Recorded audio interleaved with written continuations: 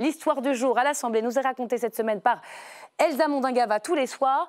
Une histoire d'amis, pas forcément. Oui, je vais vous raconter l'histoire de 3 amis. Allez, vous l'avez dit, le mot est peut-être un peu fort. On va parler de 3 alliés, 3 composantes de la majorité présidentielle. Je vous le rappelle, autour du président Emmanuel Macron, il y a 2 partenaires. François Bayrou, le président du MoDem, et l'ancien Premier ministre Édouard Philippe, président aujourd'hui d'Horizon. À l'Assemblée nationale, ici, ça se décline en 3 groupes politiques. Aurore Bergé, Jean-Paul Mattei pour le MoDem et Laurent Marcangeli pour Horizon. Alors justement, tout ce beau monde, il était réuni hier matin, au lendemain de la présentation de la réforme des retraites. Réunion autour de la Première ministre Elisabeth Borne. C'est un passage un peu incontournable, vous le savez, le gouvernement a beaucoup traité la droite. Pas question de laisser penser que Elisabeth Borne oublie son propre camp. Elle a voulu donc remercier les parlementaires de la majorité. Écoutez. Ce texte vous doit beaucoup.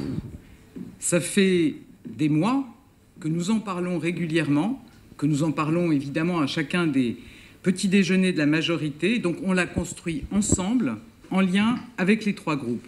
Moi, j'ai sans cesse échangé avec François Bayrou, avec Édouard Philippe, avec Stéphane Séjourné. Et donc, c'est vraiment notre projet commun.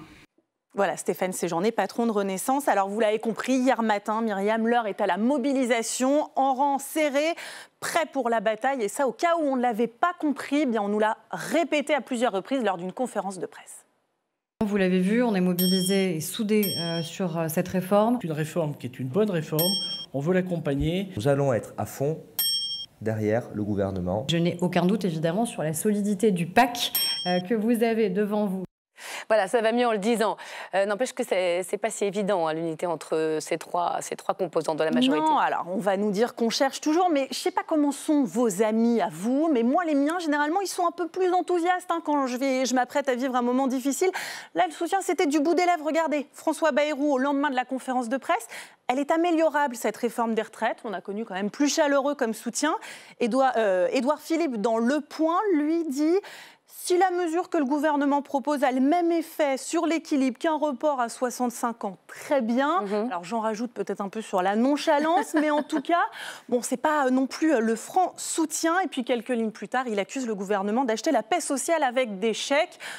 On entendra l'ancien Premier ministre. Oui, alors qu'est-ce qu'il cherche, Édouard Philippe, François Bayrou? C'est déjà 2027 qui les obsède? Oui, évidemment. Et ça a le don d'agacer certains députés Renaissance. Regardez, cette confidence que me faisait en off un député, ce n'est pas responsable de leur part de venir brouiller le message global pour promouvoir leurs intérêts politiques. Évidemment, on le sait, Emmanuel Macron, il ne sera pas candidat, il ne peut pas l'être à un 3e mandat. La guerre de succession, elle a déjà commencé. Oui, merci Elsa.